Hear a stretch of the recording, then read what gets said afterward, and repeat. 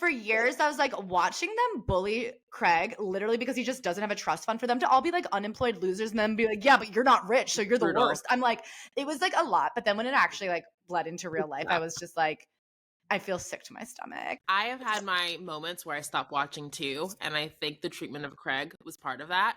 But I bring it up because this past season, there was a bit of an intervention in Shep and his drinking. And I know. He's what, 50? He's 50 and single, and he's like, I'm thinking about going to grad school. I think it's time I look to have a serious girlfriend. I'm like, that's what I couldn't stand, is that people like liked Shep, and I was like so furious at what a loser he was. Shep in the real world was getting returned back to him what he believed he is, which is like a rich asshole who can never suffer consequences. And I felt it was too like, he is still getting a 23-year-old little hot girlfriend, and he is still gonna, if tomorrow he settles down and has a baby, he can Thomas Ravenel it. He might run for office. Like the fact that he will never in real life have a humbling a la Luann was like too upsetting to me, I think. Yeah, it was just white like, male privilege of Shep.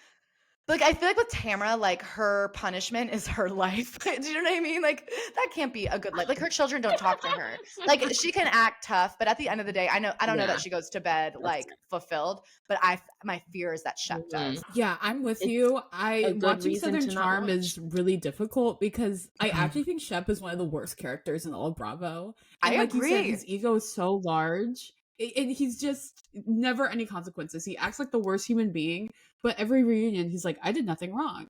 And like Taylor, his like 25-year-old girlfriend, is obsessed with him and like can't get over him.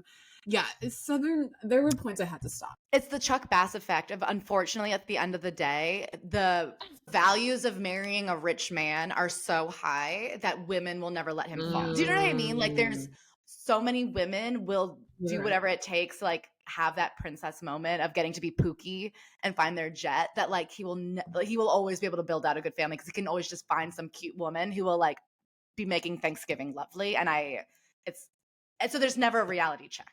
And Shelby, what was your point about Southern Charm? Sorry.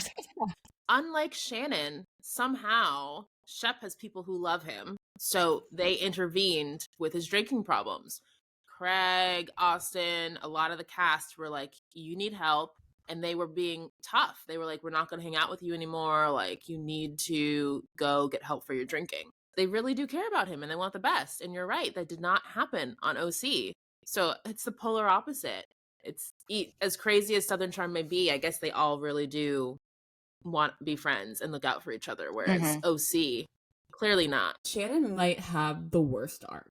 Like, she's literally at rock bottom, right? She started all the way up here, living in this fancy house, pure opulence, and now she's getting sued by her psycho ex-boyfriend. She has nobody. Everyone's enabling her drinking. She's a drinking like, that's really sad. And she's Shannon. She's kind of like leasing it. Do you know what I mean? She's like at rock bottom for an extended period of time.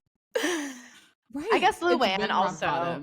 Luann has ups and downs, but it seems like she's too delusional. I agree. I do think that's like a really good contender for saddest fall off. I know. And now she has to be on the cast with her boyfriend's new fiance. Like, come on. And make money by doing Tres Amigas tours with Vicky. You're touring with Vicky Gumbelson? Oh no. And you got turned down by Tamra.